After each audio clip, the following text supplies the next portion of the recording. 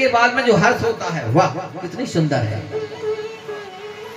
तो समझ लीजिए कामदेव का पहला बाण चला गया ही हर्षण, मतलब हर्ष हो रहा, सुंदरता। अब तो रात भर नींद ही नहीं आ रही है, ठीक है। इसके बाद में रोचन, रोचन बाण जब चलता है तो अभी तो क्या अभी आपने देखा था तो हर्ष हुआ। अब जो रोचन नाम का बाण चला है इससे क्या होता है, आकर्षण होना, मतलब तुम्हारा खिंचाव हो जाना उसके प्रति। ये दूसरा बाण चला गया साहब, देख रहे 5 ही बाण चला, एक छोड़ दे शंकर भगवान। तो ये जो है ये दूसरा बाण आकर्षण होना, खिंचाव। तीसरा बाण होता है महाराज, पहले देखा फिर आकर्षण हुआ, अब तीसरा बाण चला मोहन। इससे क्या होता है, बोले अब उसके अधीन हो जाना, मतलब उसके हाथ की कठपुतली बन जाना। हेलो क्या है, बोले बैलेंस तो खत्म ही हो गया, बैलेंस डलवाओ। अब हाथ की कठपुतली बन गया ना, है? बोले हाँ बैलेंस डल गया। अब बोले अब क्या है, अब थोड़ा हमको घुमाओ, मतलब जैसा जैसा कहे वैसा वैसा करने लगे। समझ लीजिए कि ये जो है कामदेव का तीसरा बाण छूट गया है, ऐसा समझ लेना है आप बिल्कुल। तो ये बाण का नाम क्या है, मोहन। मोहन सम्मोहन मतलब जो है मन को वश में करना। अच्छा जी, अब चौथा बाण है। चौथा बाण में क्या होता है, बहुत बुरी हालत हो जाती है। ये चौथा बाण खतरनाक बाण है। इसमें तो शरीर सूखने लगता है, दिन रात याद सताती है। हाँ, अब न खाने में मन लगे, न पीने में मन लगे, न सोने में मन लगे, न घूमने में मन लगे, किसी में मन नहीं लगे। ऐसी स्थिति हो तो समझ लेना कि शोषण बाण चला गया, शरीर सूखता चला जाता है। अच्छा एक बात बताओ, कभी कभी कहते कि यार दोस्त यार तुम बड़ा सूखता जा रहा है, क्या चक्कर है? बोलते नहीं बोलते, आप ही लोग बोलते हो, है? क्या चक्कर है, तुम बहुत सूखते जा रहे हो, है? अब उसको क्या पता कि कामदेव का जो है चौथा बाण चल गया।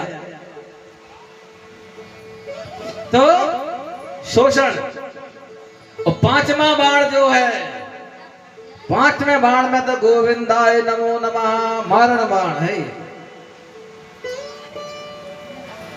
इसमें व्यक्ति जो है मर जाता है। मरते कितने लोग नहीं मरते, बोले या तो अगर ये हमको मिल गई तो ठीक है, नहीं तो छत से कूद जाएगा, फांसी लगा लगा, एल पास क्या बोलते, सेल पास। देखो हमें आइडिया पर होना ही है। हाँ तो वो खा लेते हैं भैया, कितने लोग हैं। एक बार क्या हुआ, एक राजा की पुत्री थी। तो राजा की पुत्री थी, बहुत ही खूबसूरत थी महाराज। तो जो राजा का जो नौकर था, तो राजा का नौकर जो है राजा की पुत्री से प्रेम करने लगा, दीवाना हो गया उसका। अच्छा, और एक प्रेम एक ऐसी चीज होती है, प्रेम छुपाए से छुपती नहीं है। कहते हैं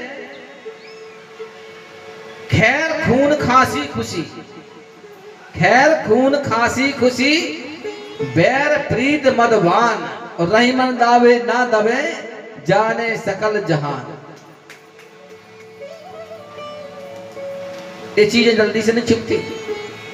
तो महाराज राजा की पुत्री थी, नौकर को प्रेम हो गया उससे। और जब नौकर को प्रेम हुआ, और ये बात छुपती थोड़ी है, किसी प्रकार से राजा को ये मालूम चला कि नौकर हमारी पुत्री से प्रेम करता है। तो उसने सोचा कि इसका तो कोई बंदिश करना पड़ेगा भाई, है? यदि बंदिश हो रहा तो ठीक है, तो रोगी को ठिकाने लगा तो कौन सी बड़ी बात है राजा के लिए। तो अब जब राजा को मालूम चल गया, तो राजा ने सोचा क्या किया जाए। राजा ने वैद्य जी को बुलाया, वैद्य को बुलाया और सारी बात बताई और कहा तुम एक काम करो, बोले तुम जो है हमको विष की गोली बना के दो। क्या की गोली? विष की, कम से कम ज्यादा नहीं तो 20-30 गोली बना के दो।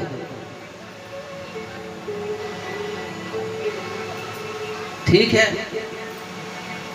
अब वैद्य ने 30 गोली बना करके दी, और तो ये जो है इसने गोली देना प्रारंभ कर दिया।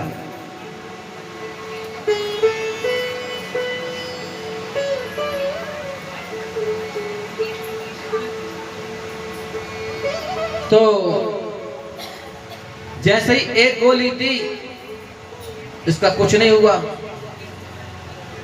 2 गोली दी, दूसरे दिन फिर एक गोली दी, फिर भी कुछ नहीं हुआ। राजा कहने लगा क्यों वैद्य जी पागल बनाते हो, नकली गोली देते हो। वैद्य जी ने कहा नकली गोली नहीं है महाराज, आप ऐसा समझ लीजिए कि पूरा कालकूट नाम का ही विषय है, शंकर भगवान पी गए थे, इतना खतरनाक विषय महाराज। बोले तो फिर जो है मैं तो रोज गोली दे रहा हूं उसको, उसका कुछ हो ही नहीं रहा है, क्यों नहीं हो रहा। मुझे लगता है तुम्हारी गोली में गड़बड़ है। बोले एक काम करो, इस गोली के लिए परीक्षण करो, किसी को खिलाओ, किसी का सेवक किसी को खिलाई होगी परीक्षण के लिए, जैसे खिलाया से धराशायी हो गया, तत्काल मर गया, तत्काल तत्क्षण